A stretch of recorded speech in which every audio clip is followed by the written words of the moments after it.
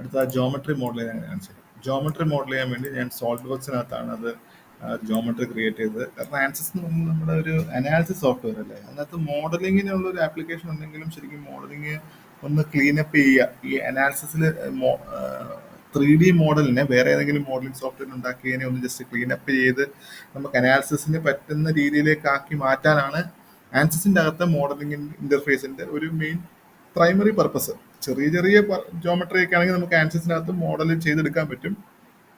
പക്ഷെ ഇതിനകത്ത് ആൻസിസിനകത്ത് മോഡൽ ചെയ്തിട്ട് കുറെ നോക്കിയിട്ട് റെഡി ആയില്ല. അതുകൊണ്ട് നമ്മൾ സോൾഡ് വർക്സിനകത്ത് ഇതേപോലെ ഞാൻ ജോമെട്രി ക്രിയേറ്റ് ചെയ്തെടുത്ത് ഇങ്ങനെ ഒന്ന് റിവോൾവ് ചെയ്ത്, എന്നിട്ട് ഇവിടെ വേറൊരു റിവോൾവ് കൊടുത്തു. എന്നിട്ട് ഇങ്ങനെ നമുക്ക് ആ ഒരു ഫൈനൽ ജോമെട്രിയിലേക്ക് നമ്മൾ വരുമായിരുന്നു. ഇങ്ങനെ ഇതിനകത്ത് ജോമെട്രിയുടെ എല്ലാ സ്റ്റെപ്പും നിങ്ങൾ പറഞ്ഞിരിക്കണമെന്നില്ല. നിങ്ങൾ എന്താ ചെയ്തെന്നുള്ള കാര്യം ഒന്ന് മനസ്സിലാക്കിയിരിക്കുക കേട്ടോ. ചെയ്ത് കഴിഞ്ഞിട്ട് ഈ ഒരു ഫയലിനെ ഞാൻ സ്റ്റെപ്പ് ഫയലായിട്ട് സേവ് ചെയ്തു. സ്റ്റെപ്പ് ഫയൽ എന്ന് വെച്ചാൽ എല്ലാ സോഫ്റ്റ്വെയറിനകത്തും എടുക്കുന്ന കുറച്ച് ഫോർമാറ്റുകളുണ്ട്. അങ്ങനെ ഒരു ഫോർമാറ്റാണ് സ്റ്റെപ്പ് ഫോർമാറ്റ്. ഞാൻ ഈ സ്റ്റെപ്പ് ഫോർമാറ്റായിട്ട് മാറ്റിക്കഴിഞ്ഞിട്ട് ഞാൻ നേരത്തെ പറഞ്ഞ ഓർമ്മയുണ്ടല്ലോ, ഈ ഒരു ബോളിനെ അല്ല നമ്മൾ അനലൈസ് ചെയ്യുന്നത്, ആ ബോളിന്റെ ചുറ്റുമുള്ള എയർ ഡൊമൈൻ എന്താണോ അതിനെയാണ് നമ്മൾ അനലൈസ് ചെയ്യുന്നത്. ഓക്കെ, അതിനുവേണ്ടി ഈ ഒരു ജോമെട്രീനെ നമ്മൾ IGS ഫോർമാറ്റിലേക്ക് ആക്കി ആൻസിസിനകത്തേക്ക് ഇമ്പോർട്ട് ചെയ്തിട്ട് അതിന്റെ ചുറ്റുമുള്ള നമ്മൾ സ്റ്റഡി ചെയ്യാൻ ഉദ്ദേശിക്കുന്ന ഒരു എയർ ഡൊമൈൻ ഏതാണോ ആ ഒരു എയർ ഡൊമൈൻ അവിടെ ക്രിയേറ്റ് ചെയ്തു. എന്നിട്ട് ആ എയർ ഡൊമൈൻ്റെ അകത്തുനിന്ന് നമുക്ക് വേണ്ട ഈ ഒരു ബോളിനെ അങ്ങോട്ട് റിമൂവ് ചെയ്യുകയാണ് ചെയ്തത്. എന്ന് വെച്ചാൽ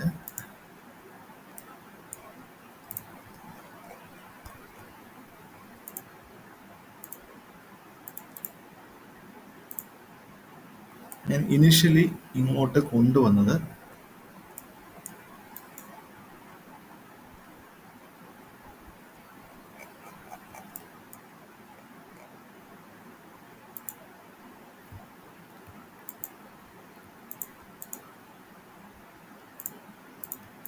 ഈ ഒരു ബോളിന്റെ റീജിയനെ മാത്രമേ ഉള്ളൂ. ഇതിപ്പോൾ സോൾഡ് ആയിട്ടൊരു ബോളാണ്.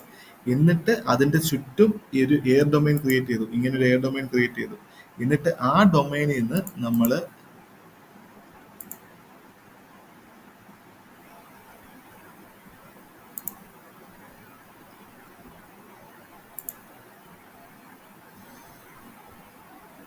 കുറച്ച് ഓപ്പറേഷൻസ് ചെയ്ത് നമ്മൾ ഈ ഒരു രീതിയിലേക്കാക്കി.